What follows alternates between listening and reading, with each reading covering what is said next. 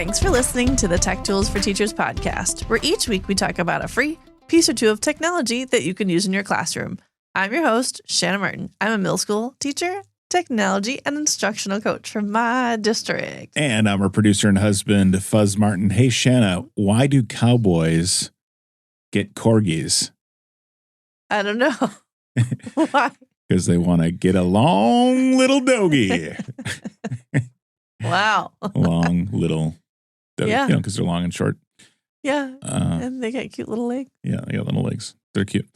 Yeah. You're probably asking yourself, like, why? Why? Why is this happening? Why a corgi joke on a podcast about technology? Well, one of our sites today is called Corgi. it is. That's fantastic. That's awesome. Wow. Hi. Hey. So episode 199. And we're here and we are charging through December. Yeah. And it's a little chaotic. It's great. And we got two fun little tools, and one of them is Corgi. And you gotta love if you, despite like you can use your tech tool and all the cool things, but also corgis are really cute dogs. They're so cute. They There's are. a little dog on the logo. I love a dog on a logo. Yeah. They're just so cute. Agreed. Anywho, so yeah. We ready for this? I think so, yeah. Okay. So- This week I get to go to Slate and Oh, yeah. I get to present at Slate this week, which is fun. What's your So, topic on? AI and UDL. Nice. And actually, Corgi is a UDL tool. Oh. So should we talk about it? That's a fun little segue. I try. Let's do it. All right. So the first site that we're going to talk about this week, it is called Corgi. And it comes through the CAST website, which we talked about a couple weeks ago when we were talking about UDL. And we were highlighting some different sites. And the CAST organization has tools that are meant to support UDL, Universal Design for Learning. So Corgi is an organizer, a collection. You can build your own organizers, basically. And it has been created to support the whole student. And there's lots of cool tools that have been put into the site to help you as an educator be able to support your students in a variety of ways. So it's called Corgi, CORGI. And the site itself is CORGI, the number 2 dot cast.org is how you get to it. Does that mean they have another corgi somewhere? Oh my. But you can also get to it through the CAST website. So if you go to the cast.org Yep. and then click on resources, you can get through it that way as well. So there's two ways to get to the site. Okay. Once you do, you can create your own account. Everything, of course, is free, which is great. It does have you go through and have like a Google sign in to make it easy. You can sign in other ways, but it prompts you to sign in through Google. And then from there, the whole goal is to help your students, like reach your students and be able to support them in their learning. And it's through a variety of like graphic organizers, and they're called Corgi guides. Okay. So basically, everything as you create it, it's a guide to walk your students through a concept or a topic. So like there's a cause and effect guide, there's a question exploration guide, a comparison guide, and then claim evidence and reasoning. So we love a good CER. What it does then as a teacher is you create the guide. So it's prompting. So it asks for the topic. It asks for your driving question or like the focus area. Mm-hmm. It will then give you vocabulary. And then you type in your vocabulary and your definitions. And then it walks you through step by step. And then you drop it into Google Classroom, and it guides your students through their note-taking process or through their research collection process. So that way it's all there and supporting the needs of the students. Now, with this, it's not just like, oh, here's another like fill-in-the-blank graphic organizer, because they're really thoughtful in their approach of making sure all students' needs are being met. So what they do is, like, I started a question and exploration to kind of walk through. They want to know what is the essential question. It prompts you as a teacher to fill in that information. You can also drop in videos, audio, whatever would help support your students. Then it gives you as a teacher the prompt, like, what are the key terms? You type in the key terms and the definitions so the students have access to it. What are supporting questions? You can like load in supporting questions for your students. And then like, what is the actual response? So that way, like, your guided information is all in there. And then you can create and share. What's cool then is once this whole thing is done and put together, and they do have examples. So you can go into their library. So if you're like in the little left-hand menu, you can make them editable. So you can adjust things. You can drop it directly to your Google Classroom. Everything saves to your Google Drive. So it's all loaded into there. Mm-hmm. And then it walks you through all of the information that your students would need so they can plug in the information as they go. Now, I went right in and I skipped my top 5 things. Yeah. So But that's because they're like top 5 things about the site. You have to have a little background before I talk about them. So like, I love that it saves to Google Drive. It also, though, in the top part of the bar, like on the top of the screen, you can see it will read aloud to the students. So it will read the directions to them. If you just click the play button, it will give you the audio. So as a teacher, if you can't get to all your kids need to hear them directions through audio or prompted through the questions, it will walk kids through the questions. It also has the button next to it, gives definitions for key terms. So if students are unclear of the directions you're giving, they can highlight the word in the directions and then it will give them the definition. So they can clarify as they are reading through the prompts of the organizer. It also has built-in translate. So you can then, like if you have your ML students in your classroom, they can also have access. So it gives all students access to what they may need while they're walking through the organizer. So read aloud, vocabulary clarity, and supporting our ML students. It's all there in the toolbar built into the directions of the organizer, which is awesome. You can create these interactive these graphic organizers. It supports your students in all different ways. It does align with the NGSS science standards, but you can use them in other content areas. You just load your information in. It just is not going to have standards that will drop in, but it's totally fine. It saves to your library of resources. And so for all those reasons, like, it's a really supportive site to meet the needs of your student, making sure that they are engaged. There's clarity, there's understanding. It saves automatically, which is super helpful for kids that lose things. And it drops right into Google Classroom and is easy to share. So if you don't have Google Classroom, you need to share it. It also easily shares with just a link, and then students can have access to it, which is really cool. Agreed. There's so many things. There's so many things in the site. And there's so much flexibility with it. So you can use it in any content area as you need to. Like, I use it with social studies, even though it can be aligned with, science standards and things like that. Sure. And you can see, like, they have a lesson library that does have science lessons. So if you want to see how to set up a unit plan, it shows you, like, here's lesson topics on atoms and chemical reactions. And then you can click on it and it shows you, like, an already set up question exploration guide. And you can click on it and it shows you, like, how they have set it up. So they have a sample that's set up for you, or several samples actually. So you can see, like, oh, like, this would be a step-by-step what I need to load information. So key terms like chemical reaction, chemical bond gives you the definition. Essential question gives you the video, gives you the demo. So those are all in there too. As a teacher, there's a lot of support in there for you to be able to set up your lessons in this. Mm-hmm. Or your activities or the questions or the inquiry that you're setting up for your students. So not only does it support students with their needs when it comes to learning, it also supports teachers with helping how to set things up. There's video guides of how to use it, all the different ways you can use this in your classroom. And then it even gives you, like, the print option as well, which I appreciate.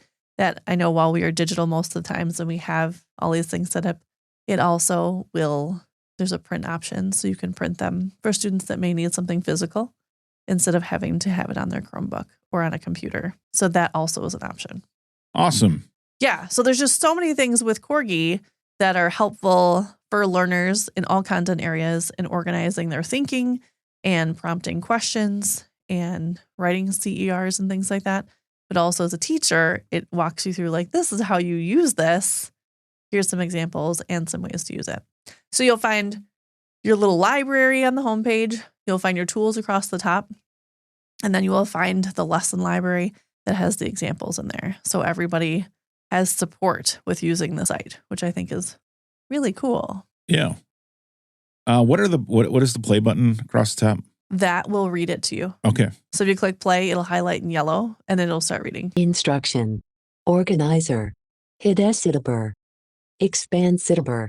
Oh, very nice. So it walks through. Yep. You can click on the microphone in any of the fields and you can dictate what you're about to say. So your essential question or whatever other piece you're putting in there. Yeah. So as a teacher, it gives you all those tools as well. Okay.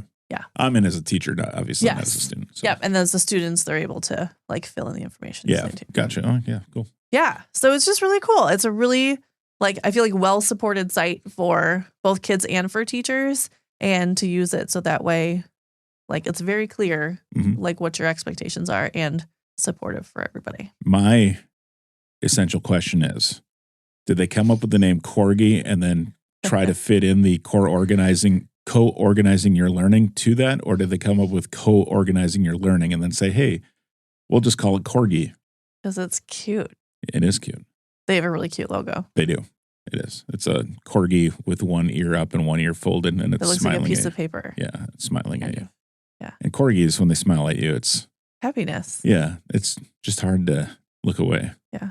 It reminds me slightly of the Trello logo. That's a little husky dog. Oh, yeah. Yep.